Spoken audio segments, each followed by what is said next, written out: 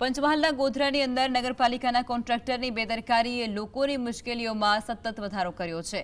શહેરની અંદર જલારામનગર સહિતના વિસ્તારોની અંદર ચોમાસાની શરૂઆતમાં જ ગટર લાઇનના ખોદકામના કારણોસર રસ્તાઓ કાચા અને ખાડા ટેકરાવાળા બની ચૂક્યા છે, જેને કારણે લોકોને ઘરની બહાર નીકળવું હવે મુશ્કેલ બન્યું છે। વાહનો મોટા ખાડાઓની અંદર ફસાઈ રહ્યા છે અને જેનાથી રહીશોમાં ભારે રોષ પણ ફેલાઈ રહ્યો છે। ખોદકામ વરસાદની મોસમની અંદર કરવામાં આવ્યું હોવાને કારણે આ જે વિસ્તાર છે તેની અંદર વરસાદી પાણી ભરાઈ રહ્યા છે અને રસ્તાઓની હાલત દયનીય બની રહી છે।